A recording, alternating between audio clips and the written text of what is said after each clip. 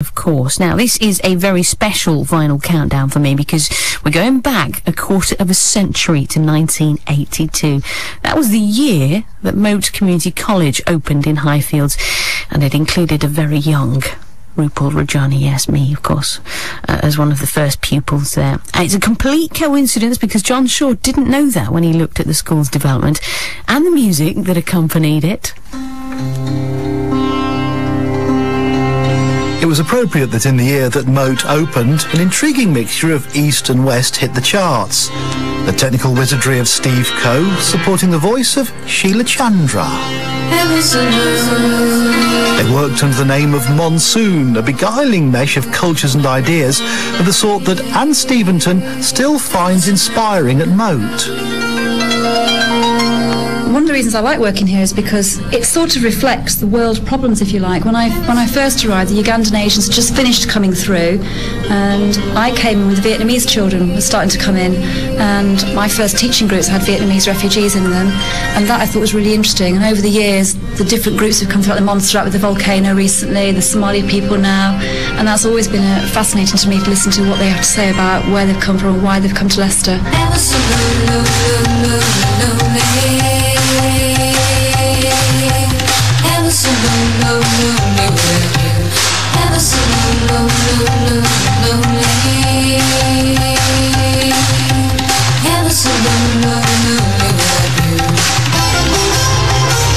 Monsoon puzzling DJs and programmers throughout the country.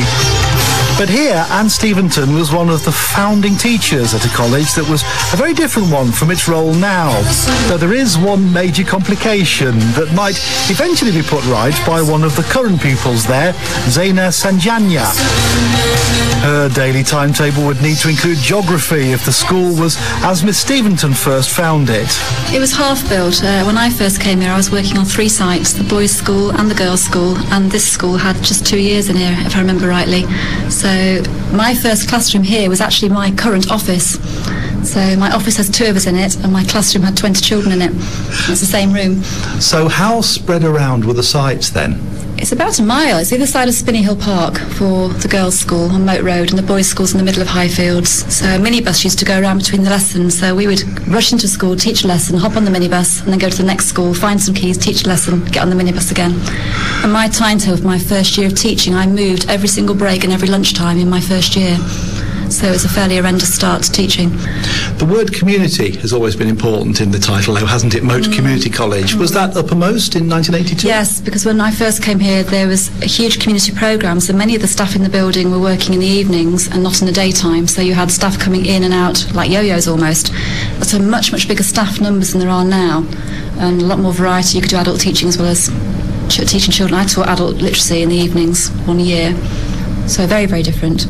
And there was a community principal here which lasted for quite a long time actually, and so therefore a lot of things were happening in the building to do with the community coming in and doing languages, learning how to read and write English, applications, sewing, all sorts of things.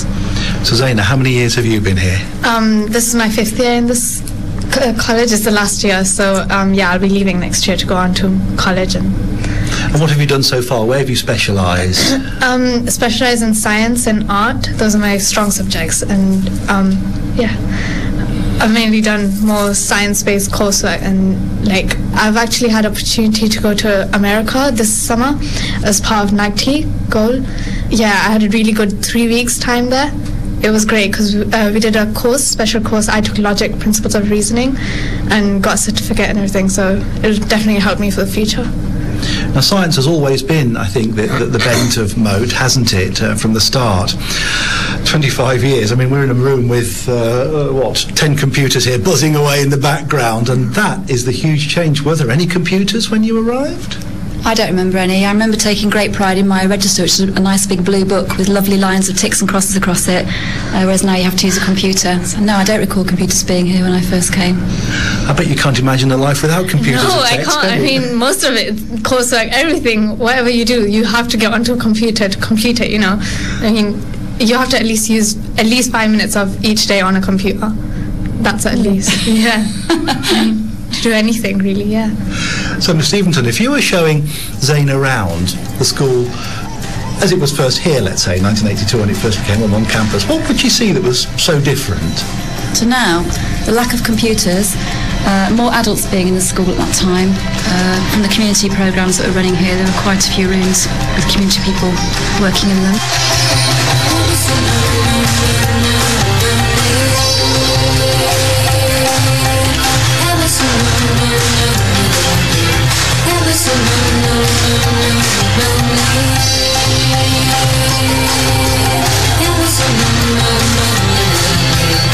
Moat is built on the site of the Hillcrest Hospital, an apt name for the view it had over the, albeit smoky engine sheds of the railway line.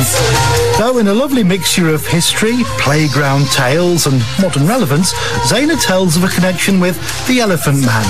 There's this little corner on the side of Moat, just behind the AstroTurf pitch, and we named it the Elephant Garden because of rumours and stories, really, of how there used to be this man who worked, because this building was a union workhouse previously. Basically, a guy worked there, but he was nicknamed Elephant Man because he was quite disfigured and he was really prejudiced against. And the story said that he was buried there and his ghost still remained there. And if you went there, like, you know, horrible things might happen to you, or you might get haunted by him, and really evil things like that, really. But you know, everybody used to believe them, and you know, you used to go down there and start screaming or run away as quickly as possible, or go down there and state ghost stories, or you know. It was quite crazy, yeah. But he wasn't buried there. No. But this, given that he was a victim of such prejudice because of his diseases, there's a curious follow-on from that here at the school, isn't there? I just think it's really nice in the sense that we fight so hard against prejudice. I mean, this mix of cultures here, and you know, a big part of our work is to make people work together well and to get on well and respect each other. And so it's quite nice to think back on the times then when that just didn't happen, and the consequences of that. It's a timely reminder. From your point of view, actually, Zaina, it must be quite exciting to have so many cultures around you here and to meet so many people whose backgrounds are in different parts of the world. Yeah, there's definitely a lot of mix. So you get to like learn about new stuff every day, because like you haven't seen other cultures, and then in school you just mix with them and you learn how to live with all these other cultures, which will also help you in later life communicating with others. And generally that happens. I mean, you're part of the student council, and you're finding that works here. Yeah, definitely, because then we'll be listening to all the people's voices and what are their opinions, and then actually bringing that through in the laws and of school, of running them. Yeah. So what do you want to do next then? You're off to college at the end of this year. What do you want to do long term, Zaina? Yeah, I'm trying to go on to college and then go on to university and studying an architecture course. Yeah, so to hopefully build a career as an architect. Yeah. So what do you think of this as a building then, as an architect trainee? Yeah, I think it's got a lot of history in it, definitely. And yeah, it's pretty huge too. It's got a big downside though. The corridors here are so narrow. Oh yeah, yeah. It's dreadful when the lessons change. You know, no matter how well behaved the students are, it's just so squashed going around. It does cause problems. So whoever the architect was, he ought to come back with a bag on his back and walk around here when the bell goes and see what he created, or she. There we are, Zaina. That's something for you to do as an architect. Come back and work out a way of doing that. How will the school? Terrible question, but how do you think the college is going to evolve then? In the future, we've got Building Schools for the Future coming on in the next few years, so I'm hoping that's going to make some changes and make it, well, it'll make it bigger, I don't know. I think it's going to extend our science area considerably, and that should make a change, I think. And also, hopefully, more children are going to be able to have access to wireless laptops, and that's the technology coming through, so hopefully every child will be able to use a computer without too much help, and hopefully be enough technicians to help to make it work properly. So some huge changes to come ahead. School days of the future, predicted by Anne Steventon and enjoyed today by Zaina Sanjanya. But those of the past were so brilliantly evoked by madness in the year of Moat's foundation, 1982.